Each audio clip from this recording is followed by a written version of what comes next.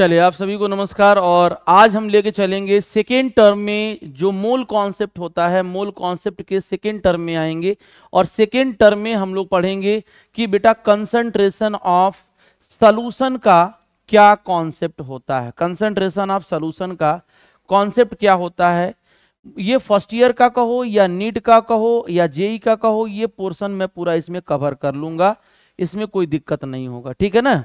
तो हम चलते हैं अपने पेज पे। सबसे पहले बात आपको बताता हूं कि बेटा कंसंट्रेशन होता क्या एक्चुअली, दिख रहा सबको ना। कंसंट्रेशन ऑफ सॉल्यूशन में अगर हम लोग जहां नहीं समझ में आएगा आप सभी लोग हमसे पूछेंगे, ये नहीं कि संकोच करना, संकोच करने की जरूरत नहीं है। देखो कंसंट्रेशन से पहले मैं आपको बता देता हूं कि बेटा सॉल्यूशन एक्चुअली होता क्या है। सॉल्यूशन जो होता है बेटा ये आपका होमोजीनियस मिक्सचर होता है, ये जानना बहुत जरूरी है। होमोजीनियस मिक्सचर का मतलब ये होता है कि जितने भी कंपोनेंट उसमें है वो सारे कंपोनेंट यूनिफॉर्मली, सारे कंपोनेंट आपस में मिल जाएं, वो अलग अलग विजिबल नहीं होते हों, उसको हम क्या कहते हैं, होमोजीनियस। जैसे आप शुगर सॉल्यूशन बनाते हो ना, तो शुगर सॉल्यूशन का मतलब क्या हुआ कि सॉल्ट, अगर मान लो चीनी आप पानी में डिसॉल्व कर रहे हो तो चीनी पानी में घुलने के बाद दिखाई तो देता नहीं है। इसका मतलब क्या हुआ कि वो आपका क्या होता है, शुगर सॉल्यूशन होता है, होमोजीनियस होता है। और उसमें आपके पास दो कंपोनेंट देखने को मिलते हैं, और वो कंपोनेंट क्या होता है वो आपको जानना है। एक बेटा होता है सॉल्यूट और एक बेटा होता है आपका सॉल्वेंट होता है। अब बोलोगे सर ये डिसाइड कैसे करेंगे कि सॉल्यूट कौन सा होता है और सॉल्वेंट कौन सा होता है। तो बेटा सॉल्यूट की अगर हम बात करना चाहेंगे तो तीन केसेज होते हैं। कहा जाता है कि जो लेस अमाउंट में होता है वो आपका सॉल्यूट होता है, और जो लार्ज अमाउंट में होता है वो आपका क्या होता है, सॉल्वेंट होता है। ये छोटी बातें हैं, छोटे क्लासों में बोली जाती थी, ठीक है। लेकिन ये अभी सीनियर क्लास में जब हम लोग चलेंगे तो कुछ चीजें यहां आपको मैं दिखाऊंगा।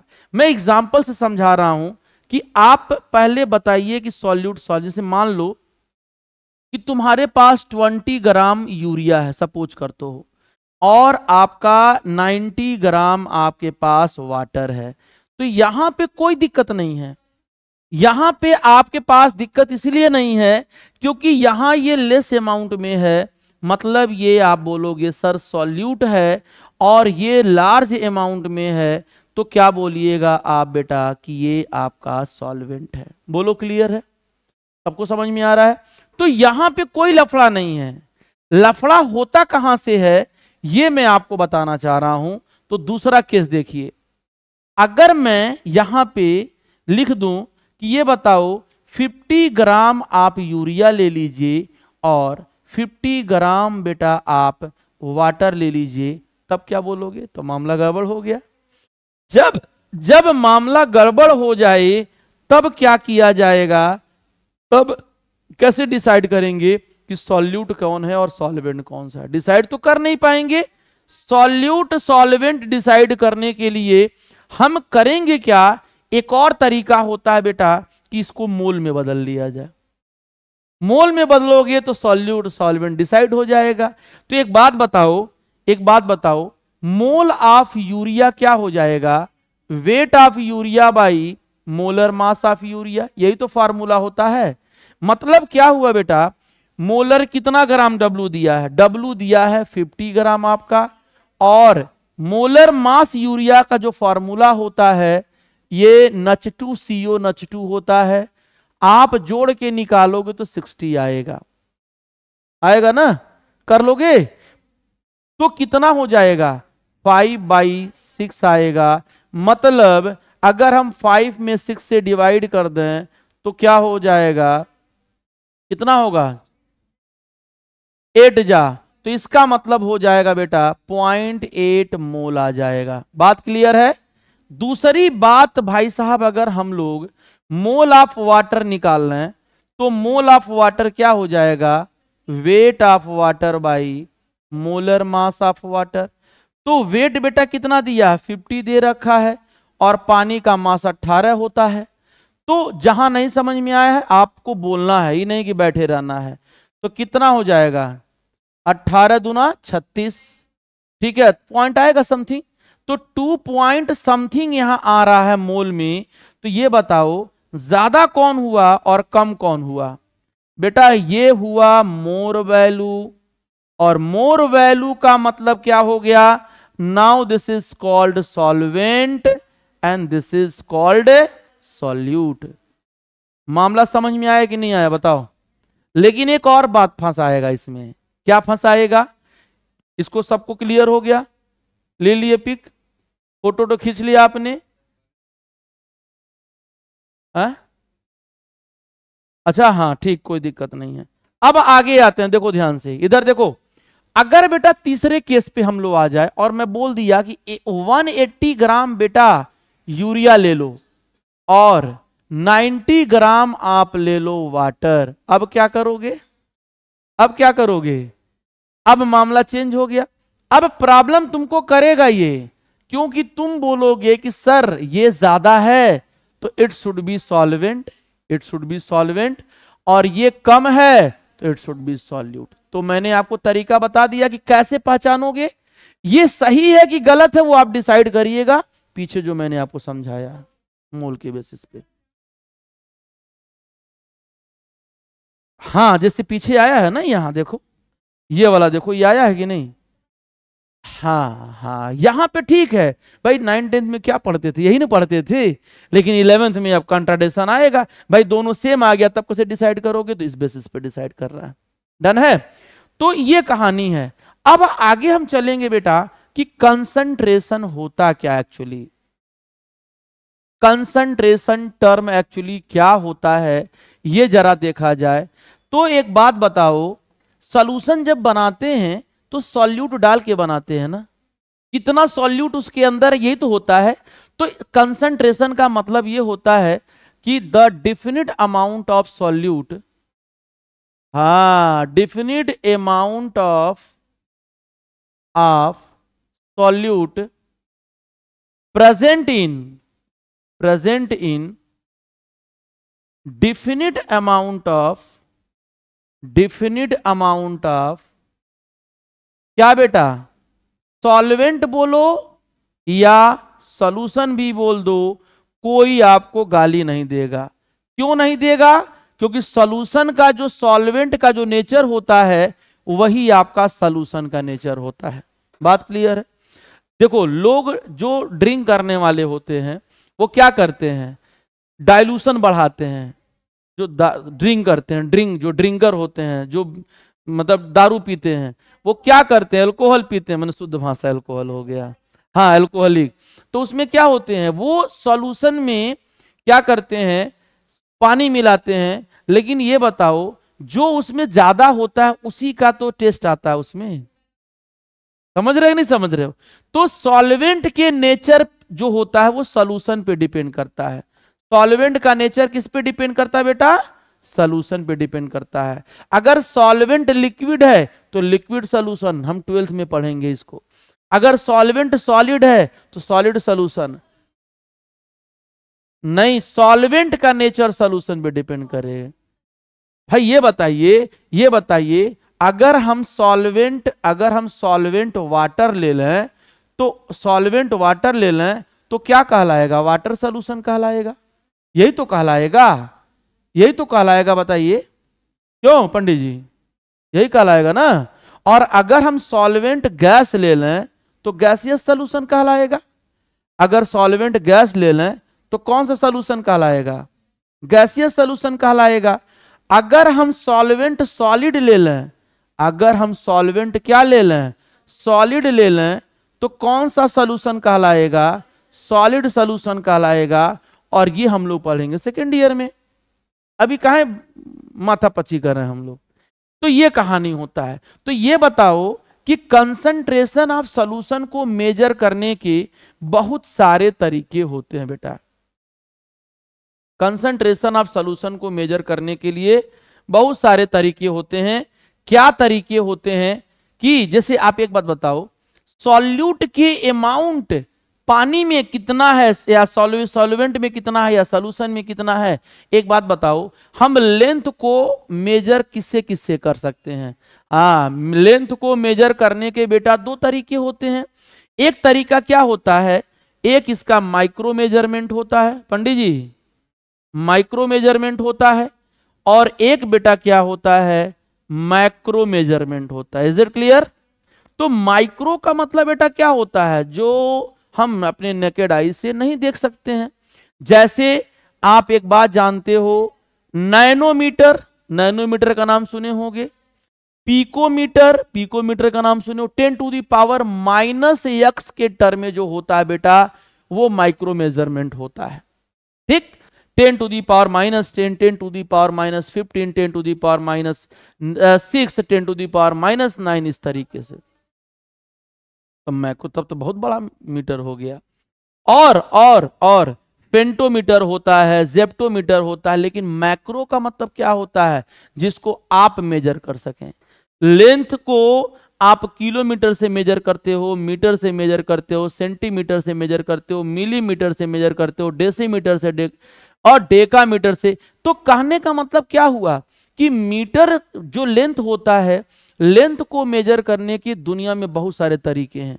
सेम उसी तरीके से सॉल्यूट के अमाउंट को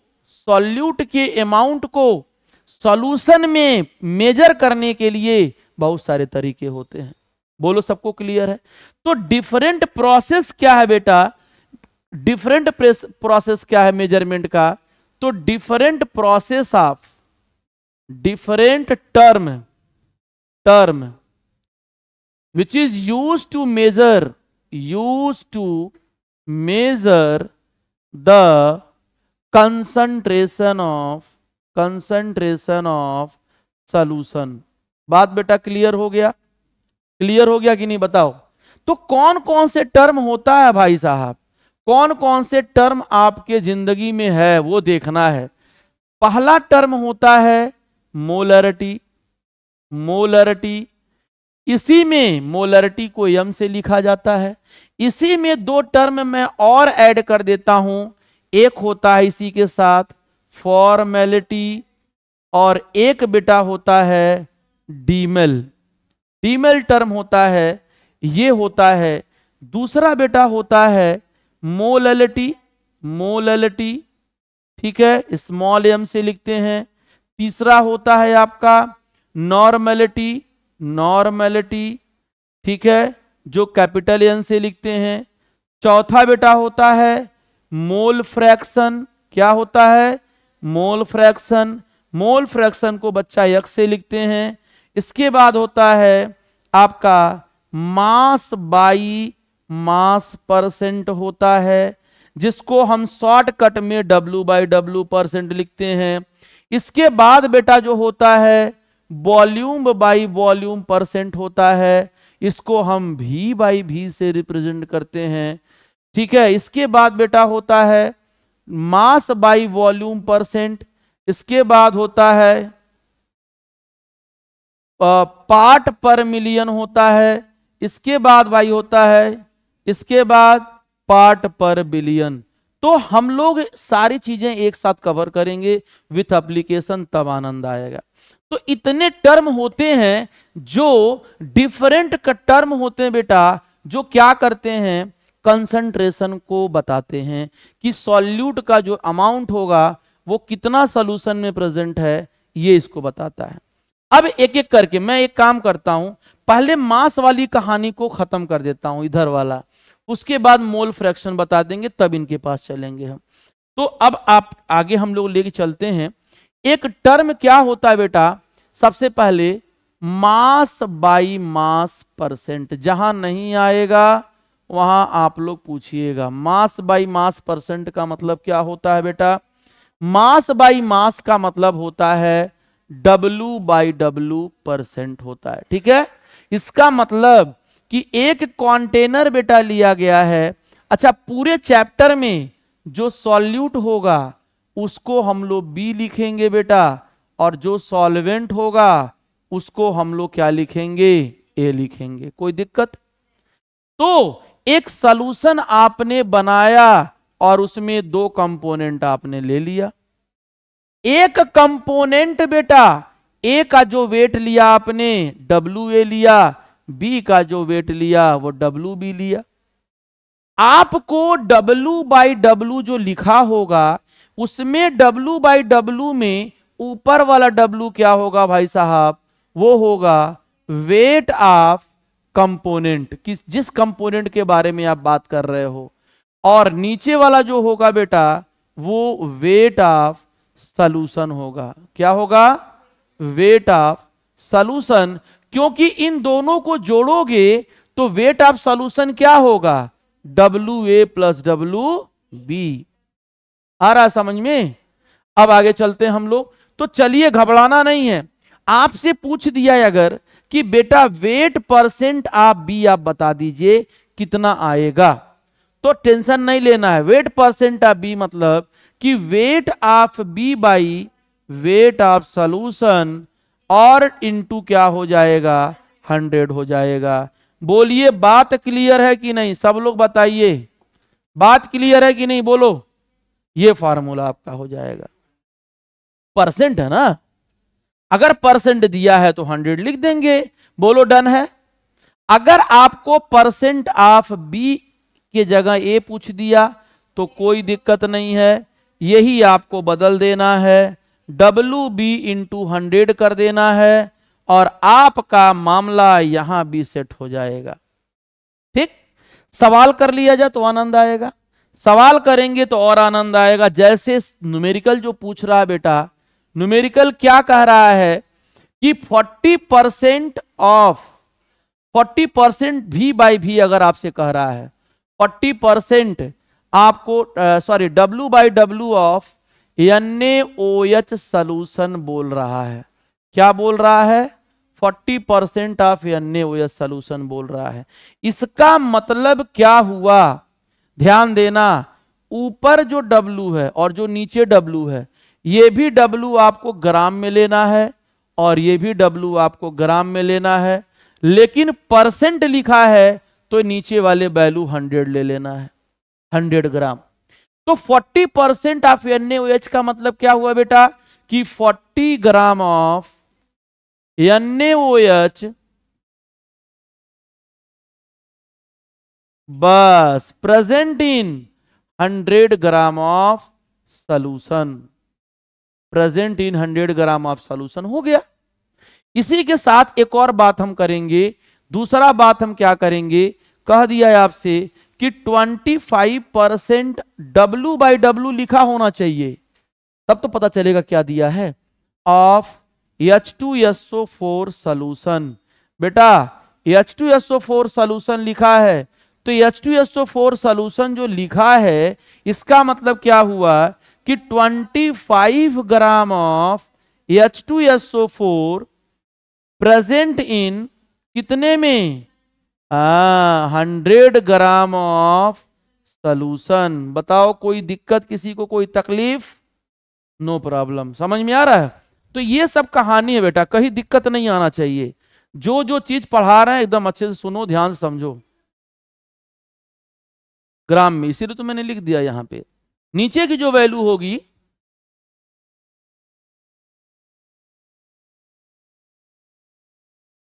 वो ग्राम में होगी। क्लियर है, डन है। चलिए थर्ड आते हैं। इसके बाद बेटा हम आते हैं, देखो टॉपिक बड़े अच्छे अच्छे हैं और बहुत आनंद आएगा, आनंद से पढ़ाएंगे आनंद आएगा, टेंशन नहीं है। इसके बाद आता है बेटा V/V% होता है, मतलब वॉल्यूम बाई वॉल्यूम %। और इसका क्या मतलब होता है, इसका सीधा मतलब ये है कि जो भी ऊपर है वो वॉल्यूम ऑफ पर्टिकुलर कंपोनेंट है। वॉल्यूम ऑफ क्या है, पर्टिकुलर कंपोनेंट है, चाहे वो ए का हो चाहे वो बी का हो। और बेटा नीचे वाला क्या है, नीचे वाला क्या है, कहा है यार, वॉल्यूम ऑफ सॉल्यूशन होगा। और वॉल्यूम ऑफ सॉल्यूशन में आप क्या करिएगा, VA + VB कर दीजिएगा। डन है। एक बात बताओ, अभी नहीं करना है, एक बात बताओ, ये हमेशा 100 ml को एज्यूम करना, ये हमेशा क्या लेना, 100 ml को। वही सेम कहानी है, यहां पर भी एक आपने सॉल्यूशन बनाया ए और बी लेकर के। यहां वॉल्यूम ऑफ बी क्या होगा, volume of B is equal to V B है बेटा, और यहां क्या है, वॉल्यूम ऑफ ए जो होगा वो आपका वी ए होगा, ठीक है। और वॉल्यूम ऑफ सॉल्यूशन मैंने आपको बता दिया, वॉल्यूम ऑफ सॉल्यूशन क्या होगा, V A plus V B. आपसे पूछ दिया कि ये बेटा आप ये बता दीजिए कि वॉल्यूम परसेंट ऑफ बी क्या होता है, तो क्या लिखोगे, V B by V A plus V B into 100 हो जाएगा, और जब 100 हो जाएगा तो ये फॉर्मूला आपके घर चला जाएगा। बोलो क्लियर है। इसी तरीके से volume by volume percent of अगर ए ले लिया जाएगा तो V A upon V A plus V B into 100 कर देंगे, आपका काम हो जाएगा, आपको कोई तकलीफ नहीं होगा। डन है, समझ में आ रहा है। अब इसका सवाल जरा कर लिया जाए, क्या होता, अच्छा इस जानते हो इसके जो एप्लीकेशन होते हैं वो फूड इंडस्ट्रीज में होते हैं, जो पैकेट के मटेरियल बनाए जाते हैं, जो खाने पीने वाला, देख तो कुरकुरे वगैरह खाते हो तुम लोग, और भी मटेरियल पैकेज वाला खाते हो, तो वहां देखो पीछे जो रैपर लगा होता है उसके पीछे देखो लिखा होता है, क्या लिखा होता है कि इसका कितना कंपोनेंट शुगर है या ग्लूकोज है या हाँ इंग्रेडिएंट जो होता है लिखा होता है ना। तो ये जो इंडस्ट्रीज होते हैं आपके फूड इंडस्ट्रीज, वहां पे इसका इस्तेमाल किए जाते हैं। इसके बाद बेटा हम लोग आते हैं इसके जरा न्यूमेरिकल पे, न्यूमेरिकल जरा देख लिया जाए तो आप एकदम खुश रहोगे। पहली बात क्या कह रहा है कि 40% volume by volume of NaOH solution का मतलब क्या होगा, तो तुम क्या बोलोगे, तुमको मैंने अभी ट्रेंड किया है, क्या बोलोगे सर 40 ml वॉल्यूम लिखा है, 40 ml ऑफ NaOH प्रेजेंट का है यार, आए धोखा दे रहा है, present in 100 ml of solution. कोई दिक्कत है, कोई दिक्कत है बेटा। इसी तरीके से एक और आपसे कह देगा कि 25% V by V of H2SO4 solution, H2SO4 solution, तो क्या बोलोगे कि सर 25 ml ऑफ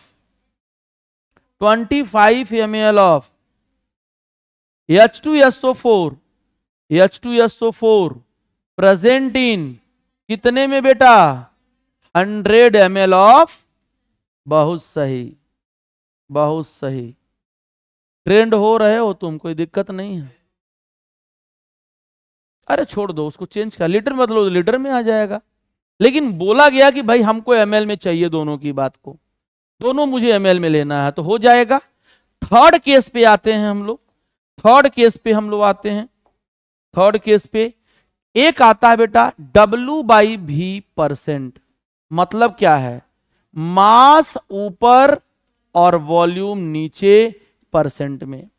इसका क्या मतलब ये है कि बेटा ये क्या है, मास ऑफ सब्सटेंस है, मास ऑफ सब्सटेंस है या कंपोनेंट है, चाहे जो भी कंपोनेंट हो, और ये क्या है बेटा, वॉल्यूम ऑफ सॉल्यूशन है, और वॉल्यूम ऑफ सॉल्यूशन में आप भी जानते हो कि VA प्लस क्या हो जाएगा, VB हो जाएगा। अगर हम कंपोनेंट को लें, यानी percentage of A V by भी हम लेते हैं बेटा, तो क्या होगा, percentage of A V by भी बेटा VA upon VA plus VB into क्या हो जाएगा, 100 हो जाएगा। ये फॉर्मूला एक आपका हो जाएगा। सिमिलरली अगर हम लोग किसका फाइंड कर लें बेटा, अगर हम लोग B का फाइंड कर लें तो उसी तरीके से volume by volume is equal to VB upon VA plus VB into 100 हो जाएगा, और ये फार्मूला आपका हो जाएगा। डन है। तो जो भी सवाल आप करिए उस सवाल को एकदम ठोक ठिठा के करिए, सुखी रह के करिए, स्वस्थ रह के करिए, तो आपको आनंद आएगा। आगे बढ़ा जाए। इसके बाद इसका जरा सवाल देख लिया जाए कैसे होता है। अगर आपके जिंदगी में लिख दिया 25% W/V ऑफ NaOH सोल्यूशन, तो आप क्या बोलोगे? क्या बोलोगे? बोलो भाई। 25 ग्राम ऊपर है तो 25 gram of NaOH present in, बहुत सही, 100 ml ऑफ सोल्यूशन। किसी को कोई दिक्कत बेटा? किसी कोई दिक्कत? तो तीनों केस हमारा खत्म हो गया। लेकिन कभी भी बेटा ये नहीं बोलता है कि वॉल्यूम बाय W% बताइए, कभी भी ये नहीं बोलता, कभी दिया नहीं है। मतलब ये हुआ कि वॉल्यूम ऑफ बी कंपोनेंट और वेट ऑफ आपका क्या है? सॉल्यूशन है परसेंट में। ऐसा सवाल बेटा नहीं दिया है, इसलिए आप इसके चक्कर में भी ना पड़िएगा। आया ही नहीं है सवाल, अगर आता है तो कर लिया जाएगा, क्या दिक्कत है? अगर आता है तो कर लिया जाएगा, लेकिन आया नहीं है तो हम सवाल करके कोई मतलब नहीं है इसका। हमको समझ में आ गया? तो 3 केसेज हम लोगों ने पढ़ ली। इसके बाद बेटा आते हैं मोल फ्रैक्शन की। तो मोल फ्रैक्शन में सबसे अच्छी बात बताता हूं, देखो सब लोग ध्यान से सुनो, अच्छा है, सवाल समझ में आएगा। न्यूमेरिकल कराऊंगा आपको, एक दिन PDF लाऊंगा, न्यूमेरिकल ढेर सारा कराऊंगा। इसको लोग एक्स बोलते हैं, लेकिन कुछ लोग इसका जो सिंबल बोलते हैं काई बोलते हैं। क्या बोलते हैं? चाई भी, चाई होता ना, चाई जेब काटने वाले, तो कभी कभी उसको CHI भी बोला जाता है। लेकिन आप एक्स बोल सकते हो, कोई इसमें ये नहीं कि जेल चले जाओगे बोल दोगे तो दिक्कत नहीं है। इसका मतलब बेटा क्या होता है? फ्रैक्शन का मतलब जानते हो, जो P/Q होता है। फ्रैक्शन का मतलब जो आप P/Q के टर्म में रिप्रेजेंट करते हो यहां पे, उसी तरीके से। मतलब क्या हुआ कि it is the ratio of mole of a particular component, मतलब चाहे A चाहे B, चाहे A हो या B हो, to the total number of mole of solution, to the total number of mole of बेटा solution। ये इसका डिफिनीशन होता है। तो मजा ऐसे नहीं आएगा। मजा कैसे आएगा? हम लोग फॉर्मूले को डिराइव कर सकते हैं। यहां से देखो, एक कंटेनर है भाई साहब, इस कंटेनर में 2 कंपोनेंट आप बचपन से लिए थे। हमको बाइनरी ही पढ़ना है, बाइनरी से आगे नहीं। बाइनरी माने 2 कंपोनेंट, ठीक है, AB। तो ये आपका क्या होगा? इसका मोल क्या होगा? Na होगा, और इसका मोल क्या होगा? NB होगा। तो मोल ऑफ सॉल्यूशन क्या होगा? मोल ऑफ सॉल्यूशन क्या होगा?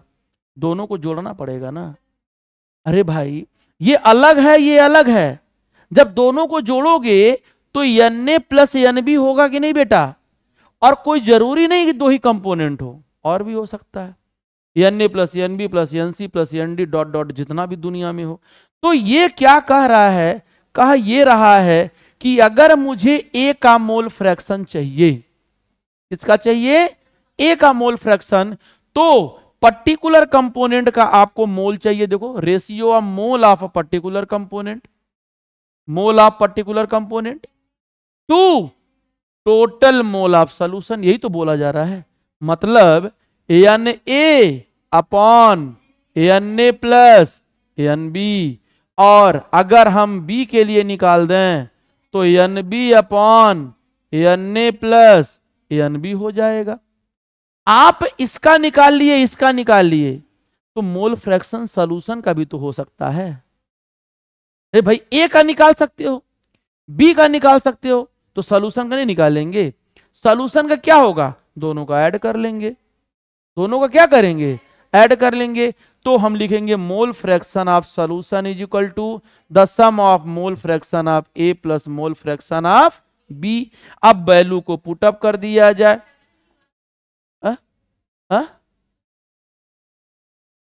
हाँ, लेकिन हम मोल फ्रैक्शन दोनों को हम सॉल्यूशन का निकाल रहे हैं ना। हम कंपोनेंट को तो निकाल चुके हैं। जब कंपोनेंट का निकालेंगे और सॉल्यूशन का पूछेगा तो दोनों को ऐड कर लेंगे। समझ रहे हो कि नहीं? तुम समझ रहे हो? फिर से सुनो, कहां से नहीं, यहां से नहीं, फिर से देखो मैंने क्या बोला, मोल का रेशियो पता करना है। कैसा रेशियो भाई? कि किसी कंपोनेंट का, पर्टिकुलर कंपोनेंट का मोल और टोटल सॉल्यूशन का मोल पता करना है। तो मैं मान लिया कि एक बाइनरी सॉल्यूशन अपने पास है। एक कौन सा सॉल्यूशन है? Binary solution. अब बोलोगे बाइनरी सॉल्यूशन क्या होता है, तो ये भी सुन लो, जिसमें सिर्फ दो कंपोनेंट हो। बाई माने दो। तो दो कंपोनेंट में एक सॉल्वेंट ए है, एक सॉल्यूट बी है। ए का Na है और बी का क्या है, Nb है। तो ए का मोल फ्रैक्शन क्या होगा, XA होगा, और बी का मोल फ्रैक्शन क्या होगा, चाहे बी होगा, XB होगा। तो मुझे अगर XA को निकालना रहे तो फॉर्मूला क्या कह रहा है कि बेटा उस कंपोनेंट का मोल अपॉन टोटल मोल, तो Na/Na प्लस Nb। XB का उस कंपोनेंट का मोल अपॉन टोटल मोल। बात क्लियर है? लेकिन जब दोनों को जोड़ोगे तब तो सॉल्यूशन का मोल आएगा। तो सॉल्यूशन का मोल कब आएगा? जब ए और बी को ऐड कर लोगे। ऐड करोगे इसकी वैल्यू क्या है, Na/Na प्लस Nb और plus Nb/Na plus Nb। Solve करोगे तो मैथमेटिक्स तुम लोग पढ़े हो, क्या आ जाएगा, 1 आ जाएगा। इसका मतलब दुनिया में जितना भी कंपोनेंट हो उन सबके मोल फ्रैक्शन का सम की वैल्यू 1, एक से ज्यादा नहीं होगा। आप समझे कि नहीं? बोलो। हाँ, इतनी बात समझ में आ गया? अभी यहीं तक कहानी खत्म नहीं होती है, अभी हम लोग और आगे चलेंगे। आगे क्या चलेंगे ये ध्यान दो, सब लोग ध्यान दो। एक बात बताओ बेटा, अगर हम mole fraction B upon mole fraction A लिख लें तो इसकी वैल्यू कुछ आएगी क्या? मोल फ्रैक्शन B की value upon mole fraction A की वैल्यू। तो क्या करेंगे, ध्यान दो। अगर आप पकड़ पा रहे हो चीजों को तो बताओ, नहीं तो हम समझा लेंगे। और नीचे क्या होगा, Na/Na प्लस Nb। काट दोगे बेटा तो ये वैल्यू क्या आएगा, Nb/Na। इसका मतलब एक फार्मूला मुझे यहां से भी मिल जाएगा कि बेटा XB/XA इक्वल टू NB/Na। ये फार्मूला एक मिल गया कि नहीं मिल गया? एक फार्मूला ये हो गया, एक फार्मूला आपका मैंने पीछे अभी बताया ये सब, एक फार्मूला आपका ये हो गया, एक फार्मूला आपका ये हो गया, और आगे वाला एक ये हो गया। लेकिन एक कंडीशन होता है बेटा मोल फ्रैक्शन का।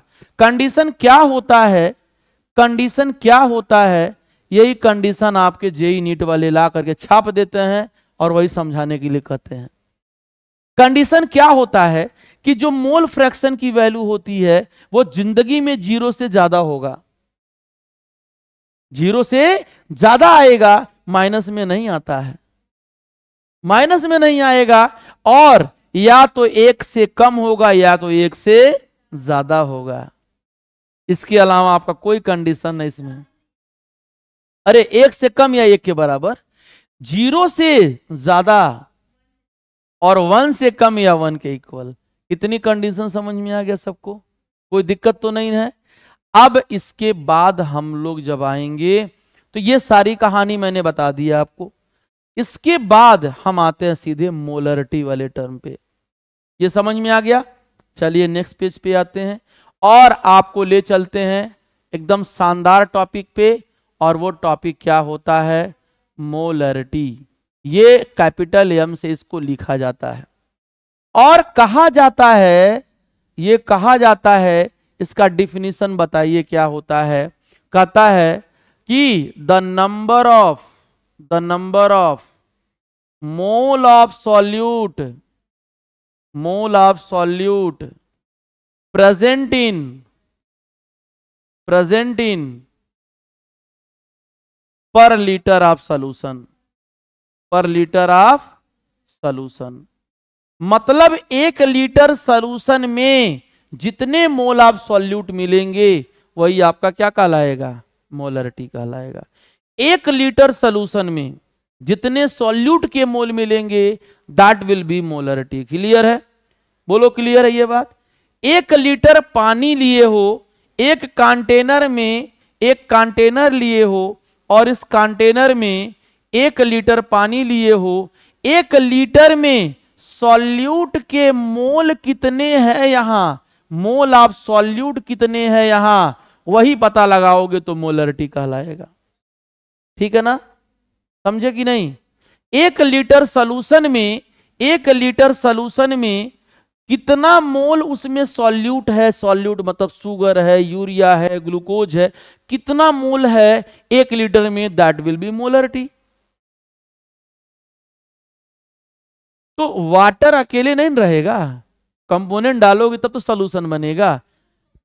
हम लोग सॉल्यूशन की बात कर रहे हैं, हम लोग सॉल्यूशन की बात कर रहे हैं, सॉल्यूशन में सॉल्यूट की बात कर रहे हैं, ना कि अकेले सॉल्वेंट की बात कर रहे हैं। बात क्लियर है? हाँ, लेकिन रिलेटिव बात करेंगे हम लोग कि पानी में या सॉल्यूशन में है कितना वो। अब आगे देखिए, इसको हम किससे लिखते हैं, एन से लिखते हैं, और इसको हम किससे लिखेंगे, भी से लिखेंगे। तो जहां नहीं आएगा पूछना, घबराना नहीं है। क्या होगा, M is equal to N by क्या होगा, भी इन लीटर। तो ये एक नॉर्मल फॉर्मूला हुआ कि नहीं हुआ? अब यूनिट अगर हम लोग बात कर लें इसका लगे हाथ, तो मोल एम ओ एल ई लिखा रहेगा तो क्वांटिटी हुआ, और एम ओ एल आपको बताए थे, यानी मोल पर क्या हो जाएगा, लीटर हो जाएगा, ये इसका यूनिट कहलाएगा। बोलो क्लियर है? क्यूब कहां लिखे हैं? अरे तो लीटर कहां क्यूब होता है, वॉल्यूम ही नहीं लिखेंगे। समझे कि नहीं समझे? अब दूसरी बात देखो, मोल यहां से अगर निकालना चाहें तो हम क्या जानते हैं, M is equal to N by भी जानते हैं, बताओ सब लोग। तो एन इज इक्वल टू क्या हो जाएगा, क्या हम एम इंटू भी लिख सकते हैं, क्या हम एन इंटू भी लिख सकते हैं, बोलिए। तो यहां पे बेटा अगर वॉल्यूम लीटर में है तो मोल ठीक है, लेकिन अगर वॉल्यूम बेटा, अगर वॉल्यूम मिलीलीटर में है, ml में है, तो ये मोल मिली मोल कहलाएगा। क्या कहलाएगा, मिली मोल कहलाएगा। ये बात जरूर ध्यान दीजिएगा आप लोग। और 1 मिली मोल जो होता है भाई साहब, 1 मिली मोल जो होता है वो 10⁻³ आपको मैं पहले ही बता चुका था, आपको टेंशन लेने की जरूरत नहीं है। बोलो क्लियर है? लेकिन न्यूमेरिकल पॉइंट ऑफ व्यू से हमको ये फॉर्मूला इनफ नहीं है। जब न्यूमेरिकल लगाएंगे, हाँ हाँ, काहे माइनस करेंगे, वो तो अलग बात है। जो न्यूमेरिकल है तभी हम कराएंगे, देखना वहां पे। अभी थियोरेटिकल पोर्शन देखो। ये बताओ, M is equal to N by भी हम लोगों ने लिखा है, बोलिए। और एन इज इक्वल टू क्या होता है, डब्ल्यू बी अपान एम बी। अरे भाई, weight of solute by molar mass, नहीं समझ रही हो? ये फॉर्मूला बेटा यहां पुटअप करना है। तो एम इज इक्वल टू क्या हो जाएगा, weight of solute upon molar mass of solute, और वॉल्यूम किस में बेटा, लीटर में। तो फॉर्मूले को मॉडिफाई कर दिया जाए तो क्या आएगा, वेट ऑफ सॉल्यूट बटा मोलर मास ऑफ सॉल्यूट, और वॉल्यूम ऑफ सॉल्यूशन किस में बेटा, लीटर में। लेकिन अगर न्यूमेरिकल में वॉल्यूम ml में दे दिया है तब क्या करोगे, तो weight of solute upon molar mass of solute, volume अगर ml में दे दिया तो नीचे 1000 से डिवाइड कर देना। और जब इसको सॉल्व कर दोगे तो आपका जो बात आ जाएगी वो कुछ इस तरीके से आ जाएगी, और वॉल्यूम ऑफ सॉल्यूशन ml में, तो भाई साहब ये फॉर्मूला आपको लगा देना रहेगा। बोलो समझ में आया सबको? यहां तक क्लियर हुआ? सबको समझ में आ गया? समझ में आया ये बात? अब इसका एप्लीकेशन हम लोग बात करेंगे। जब हम लोग एप्लीकेशन बात करेंगे तो एप्लीकेशन क्या होगा ये देखिए, थोड़ी सी और आगे बढ़ते हैं हम लोग। एक बात बताओ, डाइल्यूशन क्या होता है?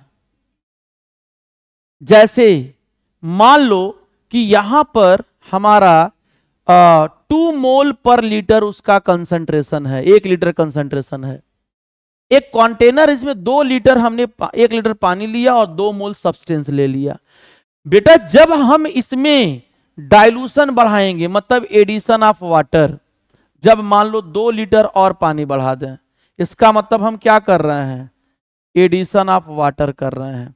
तो ये बताओ, इसका बात जब करेंगे तो 2 मोल पर 3 लीटर होगा कि नहीं?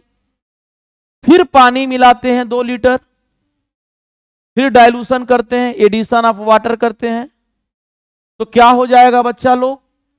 इसका जो हो जाएगा 2 मोल फॉर 5 लीटर। फिर अगर हम इनफाइनाइट डाइल्यूशन करते हैं तो क्या हो जाएगा? 2 मोल और पर इनफाइनाइट लीटर। तो ये बताओ, आप एक गिलास में 3 चम्मच शुगर घोल के खूब मस्त शरबत बना लो। अकेले बनाई, तुम्हारी दोस्त आ गई, कही कि भाई हमको भी शरबत पीना है, तुम पानी और मिला दी, थोड़ा चलो नहीं मीठा रहेगा, थोड़ा हल्का पिया जाएगा। मान लो 10 टूरिस्ट हजार आ गए, चीनी नहीं है, तो तुम कहोगे चलो ये लोग बहुत आ गए, जबरदस्ती अपने आप डाइल्यूशन करने लगी। तो जब पानी लगातार मिलाओगी तो ये बताओ, क्या पानी मिलाने के बाद उस चीनी का टेस्ट आएगा? आएगा क्या? हाँ, कम का खत्म हो जाएगा। तो इसका मतलब क्या हुआ कि डाइल्यूशन बेटा बढ़ाने पर, डाइल्यूशन बढ़ाने पर कंसंट्रेशन क्या हो रहा है? कम हो रहा है। मतलब सॉल्यूट कम होता जा रहा है, सॉल्यूट कम होता जा रहा है। और जब उल्टा आया जाए तब क्या करेंगे? उल्टा जब आएंगे तो पानी कम होता जाएगा, कम होता जाएगा, कम होता जाएगा।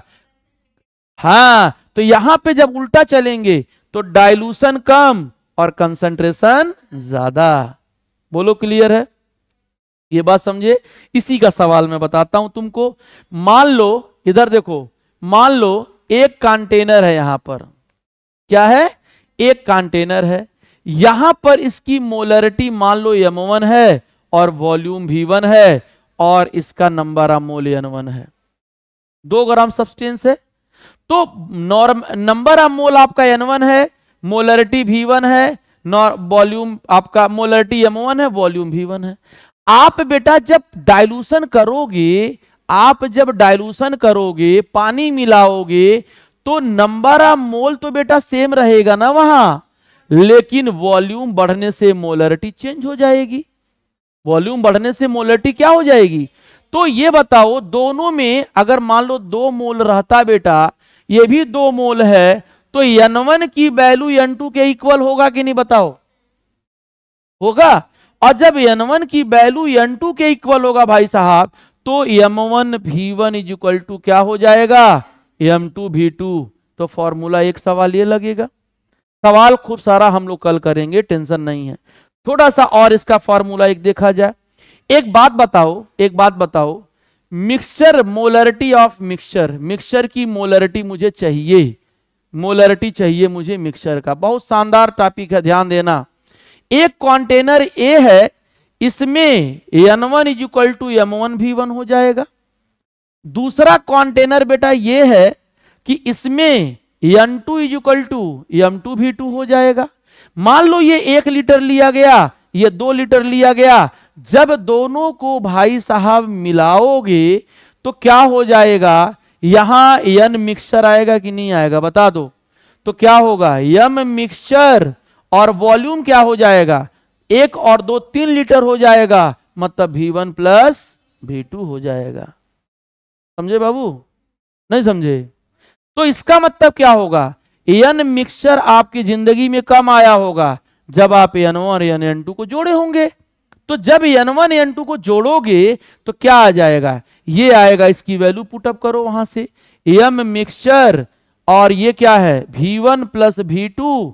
ये क्या होगा भाई साहब? m1 v1 plus m2 v2। और फाइनली जब मिक्सचर की मोलरिटी निकालोगे तो भाई साहब m1 v1 plus m2 v2 by. अब बताओ, क्या इसमें कोई तकलीफ है? कोई तकलीफ है? नहीं। तो एक कहानी ये पूरा हुआ।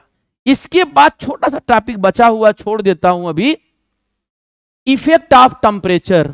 बहुत शानदार टॉपिक है, ये पूछा भी जाता है, जेईई नीट वाले उठा लेते हैं। Effect of temperature on molarity, molarity पर क्या रोल होता है बच्चा? एक बात बताओ, मोलरिटी इक्वल टू क्या होता है? N/V। मतलब molarity is inversely proportional to क्या होगा? यानी वॉल्यूम अगर बढ़ेगा तो मोलरिटी कम हो जाएगी। इसका मतलब वॉल्यूम टेम्परेचर के डायरेक्टली होता है। टेम्परेचर बढ़ाओगे तो वॉल्यूम बढ़ेगा। क्यों नहीं समझ रही हो? टेम्परेचर बढ़ाने, पानी को गर्म करोगी तो वेपर में वो कवर कर रहा ना पूरा। अच्छा, एनसीईआरटी मान लिया है कि एनसीईआरटी कहता है टेम्परेचर बढ़ाने पर वॉल्यूम बढ़ना चाहिए, तो घटे तो टेम्परेचर कम कर रही हो ना, हम बढ़ाने की बात कर रहे हैं। तो उल्टा करोगे तो वॉल्यूम कम होगा। तो टेम्परेचर बढ़ाने पर वॉल्यूम बढ़ेगा, और अगर वॉल्यूम बढ़ रहा है तो मोलरिटी क्या होगा? इसका मतलब कि molarity is inversely proportional to temperature. तो मैंने पूरी टॉपिक आपका मोलरिटी का क्लियर कर दिया। कल जब हम लोग लेक्चर स्टार्ट करेंगे तो उसमें इनका न्यूमेरिकल कराऊंगा, फिर आगे बढ़ेंगे। तो ये सारा टॉपिक आपके पास, ये जितना भी टॉपिक मैंने 18 PDF मैंने बताया है, यहां से आपका लेक्चर स्टार्ट हुआ था बेटा, और इसके बाद ये लेक्चर क्या हुआ था, आखिरी तक यहाँ गया था, यहाँ आया था, यहाँ आया था। तो ये सारे लेक्चर आप एक बार पढ़िएगा, घर पे देखिएगा, समझ में आएगा। जो भी डाउट है हम लोग क्लियर करेंगे, ठीक है? Okay, thank you.